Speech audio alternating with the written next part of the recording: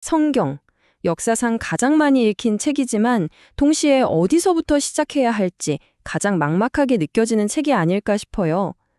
이런 고민 한 번쯤 해보셨죠? 오늘 여러분과 함께 그 거대한 이야기 속으로 들어가는 지도를 한번 그려보려고 합니다. 와, 60 몇 권? 1500년이라니. 이 숫자들만 보면 진짜 거대한 도서관 앞에서 어디부터 가야 하지 하고 막막해지는 기분이 들죠? 하지만 걱정 마세요. 오늘 우리가 할 일이 바로 그 도서관의 안내 지도를 만드는 거니까요. 성경을 제대로 이해하는 첫걸음, 그리고 오늘 이야기의 가장 중요한 핵심, 바로 이거예요. 성경을 그냥 한 권의 두꺼운 책이 아니라 하나의 거대한 도서관이라고 생각하는 겁니다. 이 도서관 안에는요, 무려 66권의 책이 들어있어요. 시도 있고, 역사책도 있고, 법전, 심지어 개인적인 편지까지. 정말 다양한 시대와 장소에서 여러 저자들이 쓴 그야말로 다채로운 컬렉션이라고 할 수 있죠. 자, 이 거대한 도서관은 크게 두 개의 관으로 나뉘어져 있다고 생각하면 쉬워요. 먼저 39권이 있는 구약관. 여기는 예수님 이전에 아주 긴 역사를 다루고 있고요. 그리고 27권이 있는 신약관에서는 예수님의 이야기와 그 이후 시대를 만나볼 수 있습니다. 그런데 여기서 중요한 점, 이 66권의 책들이 그냥 제멋대로 흩어져 있는 게 아니라는 거예요. 이 모든 책을 하나로 꿰뚫는 마치 황금실처럼 반짝이는 아주 중요한 핵심 주제가 숨어 있거든요. 그 황금실의 정체가 뭐냐고요? 바로 언약입니다. 성경의 맨 첫 번째 책, 창세기를 펼치면 아주 오래전부터 하나님이 사람들과 특별한 약속, 그러니까 관계를 맺으려고 하셨다는 이야기가 나와요. 여기서 말하는 언약은요, 우리가 생각하는 일반적인 계약과는 조금 달라요. 이건 하나님과 사람들 사이에 아주 깊고 절대로 변하지 않을 관계에 대한 약속이거든요. 이게 바로 성경이라는 거대한 도서관 전체를 여는 일종의 마스터키라고 할 수 있습니다.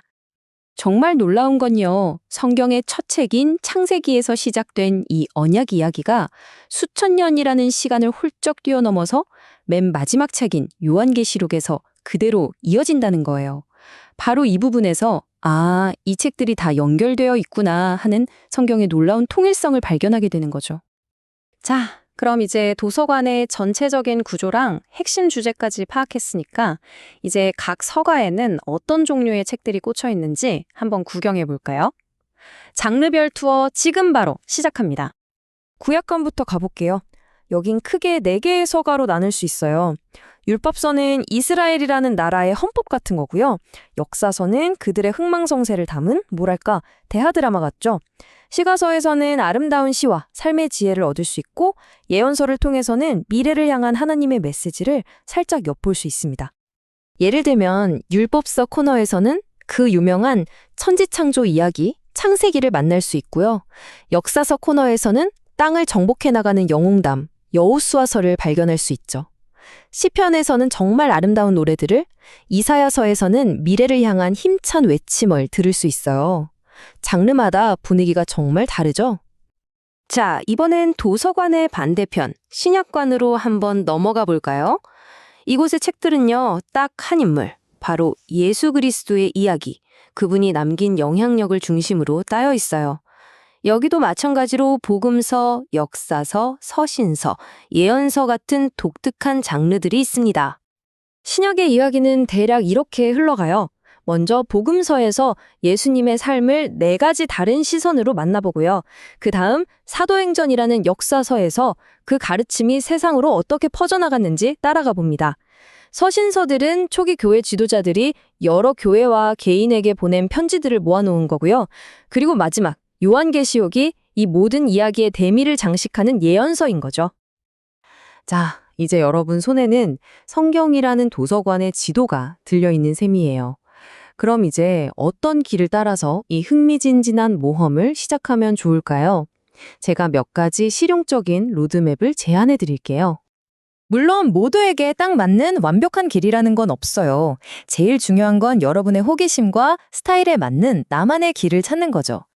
가장 대표적인 2가지 길을 한번 비교해 볼게요. 첫 번째, 순서대로 읽기. 이건 그냥 창세기부터 요한계시록까지 쭉 따라가는 거라 길 잃을 염려는 없죠. 아주 안정적인 방법이에요. 하지만 가끔 율법서처럼 좀 험난한 산을 만나면 지칠 수도 있어요. 반면에 연대순으로 읽기는 역사의 흐름을 따라가니까 훨씬 더 흥미진진할 수 있어요.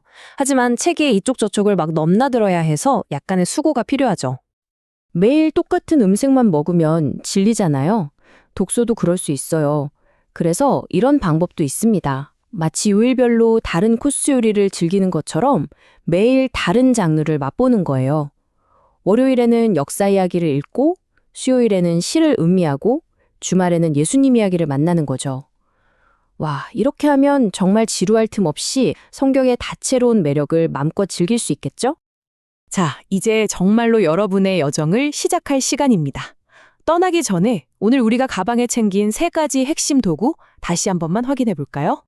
오늘 우리가 함께 나눈 이야기에서 딱 3가지만 기억하시면 돼요. 첫째, 성경은 한 권의 책이 아니라 도서관이다. 둘째, 그 안에서 언약이라는 황금실을 따라가라. 그리고 가장 중요한 셋째, 망설이지 말고 나만의 계획을 세워서 바로 오늘 첫 페이지를 펼치는 겁니다. 이거 하나만 기억해 주세요. 성경 읽기의 목표는 단순히 끝까지 다 읽는 완독이 아니에요. 그보다 훨씬 더 중요한 건 그 수많은 이야기들 속에서 나 자신을 그리고 이 세상을 새롭게 발견하는 바로 그 여정 자체입니다. 자, 이제 이 거대한 도서관의 문이 여러분을 향해 활짝 열렸습니다.